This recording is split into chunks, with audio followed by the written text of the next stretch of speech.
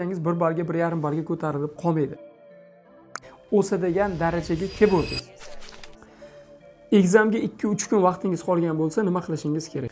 Xo'p, sizda mana shu IELTS yoki multi-level examga tayyorlanish uchun 4-5 oy vaqt bor edi. Mana shu vaqtdan to'g'ri foydalandingiz yoki noto'g'ri foydalandingiz. Xullas, nima qilgan bo'lsangiz qildingiz va 4-5 oyda o'sa degan darajaga kelib o'ldingiz. Ya'ni oxirgi 2-3 kunda darajangiz 1 ballga 1,5 ballga ko'tarilib qolmaydi. Shuning uchun mana shu oxirgi 2-3 kunda practice qilishni shaxsan o'zim tavsiya bermayman. Nima uchun? Tasavvur qiling, 2 kundan keyin imtihoningiz, Cambridge materialini olib, reading ustida ishlashni boshladingiz va natijangiz nimagadir kam chiqdi. Chunki ba'zida shunaqa bo'ladi. Reading listeninglarning natijalarining chiqishi odamni emotional state'iga bog'liq bo'lishi mumkin yoki testning qiyinlik darajasiga. Ba'zi testlar biroz qiyinroq, ba'zi testlar biroz osonroq bo'lishi mumkin. Endi mana shu qiyin test qo'lingizga tushib qolib, darajangiz kam chiqsa, bu motivatsiyani tushirib yuboradi.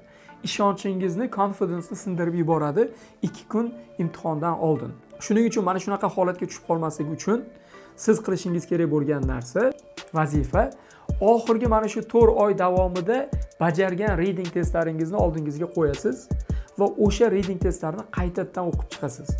O'qib chiqayotganingizda har xil kontentlarni yana o'qish imkoniyati bo'ladi sizda.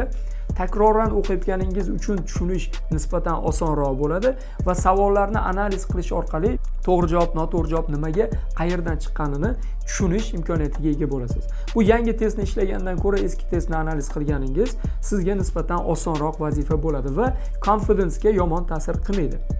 Readingdan xuddi mana shu ishni qilasiz, listeningdan ham xuddi shu ishni qilishingiz mumkin. Qaytadan bajargan testlaringizni eshitib, to'g'ri, noto'g'ri javoblarni analiz qilib chiqsangiz bo'ladi. Mana shu aynan listening va readingdan qilishingiz kerak bo'lgan vazifalar hisoblanadi.